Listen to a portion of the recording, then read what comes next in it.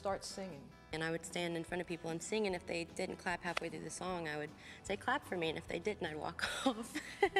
So as a kid, I mean, I just wanted attention, and I figured that's how I got it.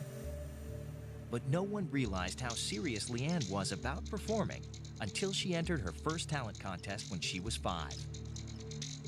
Although she was younger than the other kids, she easily won with her song and tap dance routine. And LeAnn came home with a 6-foot-tall trophy. It was 2 feet taller than she was. And her father sat her down and said, "LeAnn, is this what you really want to do?" And she said, "Yes, Daddy, I'm going to be a singer." He said, "Okay, I'm going to dedicate myself to helping you." And he did, you know. He got his old guitar out, and he started working with her. Her dad would order tapes, and she would learn the songs during the week as well as going to school. And then she would rehearse that every night at home in her bedroom. LeAnn wanted this career more than her next breath. She knew what she was going to do. She was going to be a big star, and that's what she would tell you. The family moved to Dallas, where the Rhymes booked their little girl anywhere they could, from rodeos to county fairs. For a year now, I have said, 8-year-old LeAnn Rhymes. Tonight, for the first time, I get to say, ladies and gentlemen, our best act under 16, one of our regulars, 9-year-old LeAnn Rhymes. But it was at the popular talent showcase, Johnny High's Country Music Review, where LeAnn really made a name for herself. She would always call me, and she'd always call me Mr. Johnny. She was born, you know, in Mississippi. She'd say, "Mr. Johnny, this week I want to do Crazy in B flat." She not only knew what she wanted to sing, she also knew the key. And you know what? That always impressed the band. But she'd walk up and they'd say, "LeAnn, what key is this in?" And she'd say, "B flat." Even though she was a star on stage, things were different at school. LeAnn made excellent grades, but she didn't always fit in with the other kids. Everybody kind of knew that LeAnn was doing something different from what they were doing. On the weekends, they would have slumber parties and get-togethers and birthday parties, and a lot of the time, LeAnn would be working. Well, I was always kind of a guy's girl, and maybe 1 or 2 girlfriends, close girlfriends, but a lot of girls would, you know, they egged my locker, and I had so many, like, notes saying the girls wanted to kill me, and I mean, really kind of some very, very harsh stuff that I had to deal with in my 6th grade year. She didn't talk about it a whole lot. We just knew that she was unhappy in school. And we just told her we thought that they may have been a little jealous, or so, you know, just hold your chin up and keep going. None of this kept LeAnn from focusing on her dream, to become a star. She was only 9 when her parents enlisted talent manager Marty Rendelman to raise her profile. And immediately, the question comes up is, what do you do with a 9-year-old?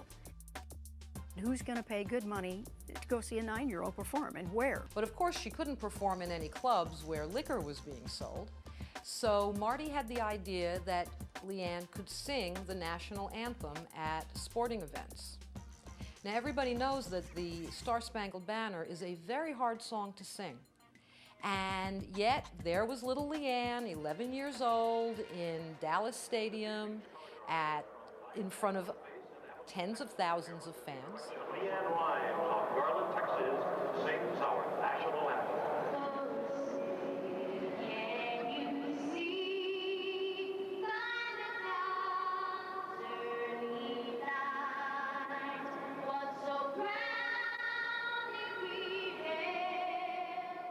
It was magic. You could have heard a pin drop, and you just knew that the hair was standing up on the back of everyone's neck in the stadium.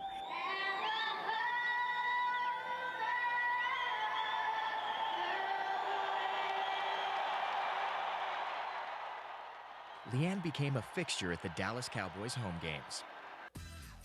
Now all she needed was national attention and a record deal. With her father producing, she began working on an independent CD. They included LeAnn's favorite pop, country, and gospel classics, but one key ingredient was missing: a hit song. Well, the only thing she didn't have then and needed was the magic song, because I don't care how good you are, if you don't have the vehicle, it's not going to happen. And of course, that's where my buddy Bill Mack comes in. Bill Mack, an influential country DJ and songwriter, had written many top country and gospel hits. I called Bill Mack and said, Bill, do you happen to have any more #1 hits laying around? I wasn't that interested because I thought, my goodness, 9 years old. But Marty Reynolds was a friend of mine. So I looked at my cassettes of songs, and there was Blue on an old cassette. He wrote it for Patsy Cline many, many years ago, and she got killed in the plane crash before she had time to record it. And it kind of broke his heart, and he just threw it in the drawer. Despite its remarkable backstory, the song came close to getting tossed away a second time. My dad listened to it and threw it in the trash, and I was very defiant as a kid, and I said, "Why did you do that? I didn't hear it." And he's like, "Well, it's just not right for you." So she took the tape and began to do it her own style, and she put the ooh-oohs in it, and it came out great. LeAnn tested out her new song in front of a crowded house at Johnny High's. Bill Mack came that night when she sang it. And I remember seeing the tears roll down his face. I don't know if there were any tears rolling down my cheeks when I heard her sing, but there was a lot of hair raising up on my arms. It was a happening. Now that it's over, I realize. She was right on perfect key, perfect pitch, and you could hear the soul. She nailed it. It's unbelievable. And of course, then she sang it. Almost every Saturday night she had to sing Blue. Everybody just went crazy over it. LeAnn had found the magical song for her demo album. Now they had to get the world to listen and make it a hit. That was going to be a lot harder than they first imagined. See how pretty LeAnn's hair and makeup looks? He does it. In 1994, 11-year-old LeAnn Rimes finally finished her independent album, All That. Her manager convinced a local radio DJ to play what she hoped would be LeAnn's breakthrough song, Blue. And of course, the phones lit up as soon as everybody heard Blue. That right there put that kid on the map more than any other single thing, probably, because once the word's out. Well, LeAnn Rimes just released her first album, and she's only 11. In spite of the buzz, no record label seemed willing to sign a kid until almost a year later, when LeAnn's demo landed on the desk of Mike Curb, the president of Nashville's Curb Records. I put on what I thought was the tape of this young 12-year-old artist and recording she had made while she was actually 11, and it sounded like Patsy Cline.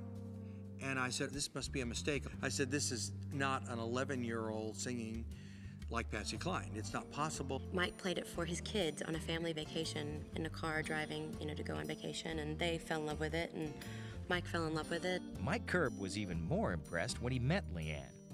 Although he'd signed other teen stars before, he'd never seen anyone like this 12-year-old. I mean, she had an understanding of music, the history of music.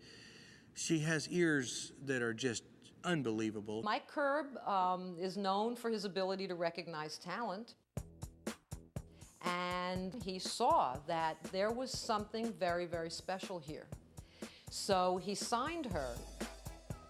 That was exciting. But I think still, nothing ever really completely hit me of like, this is happening, because I had been working at it for so long. It just felt like the next step in this huge journey I'd been on since I was a baby. So she went in and she recut Blue and just hit it right out of the ballpark. In 1996, they released Blue as the first single of LeAnn's debut album, also called Blue. It was a daring choice, and unlike any other song on country radio. Faith Hill was hitting, Tim McGraw was hitting, and they were very poppy in what they were doing, and Blue was stone traditional. Even though it was an incredibly traditional sounding song and totally different from what was on the radio at the time, a lot of radio stations just played it, and the reaction to their audience was off the charts. She shot off like a rocket ship because she was so young, and it was so adorable that this little girl could sing that way with such confidence, such vocal range, and she blew people away. Blue reached the top 10 almost overnight. And before anyone could say one-hit wonder, the album's next single, One Way Ticket, shot all the way to #1, making the 14-year-old country music's hottest new star. You just never know that you're going to hit as big as she did so quickly. So we were on a fast train and trying to keep up. She was just, young and innocent and getting into a business that can eat your lunch in a heartbeat. And I felt for her because she was getting into something at an early age. LeAnn wanted it soon, and she wanted it then, and she got it. LeAnn was determined to stay on top, and she would cut 2 more albums over the next year. Both of them, You Light Up My Life and Unchained Melody, sold millions of copies. Everything LeAnn touched seemed to turn to gold, or platinum. And in 1997, she was nominated for 2 Grammys, for Best Female Country Vocal Performance and Best New Artist. At one point, when she was walking in, I could see her actually shaking. I was terrified being at the Grammys for the first time. Lived in Texas all my life, basically. I remember seeing No Doubt on stage, going, what kind of music is this? But I really didn't know. It was just this little tiny girl. I had no idea what was going on around me. And the Best New Artist is LeAnn Rimes. To everyone's surprise, the little girl with the big voice won both Grammys. And one of them, the Best New Artist, hadn't gone to a country singer in 30 years. As soon as you win a Grammy, you're on a mass appeal crossover show so that not just country audience, but a national audience gets to see who you are. And I think she became a superstar after that. LeAnn? Yes. The youngest to ever win Best New Artist. Aren't you a little young to be out this late at night? What's it like to be 14 years old and already win a Grammy? Well, it's wonderful.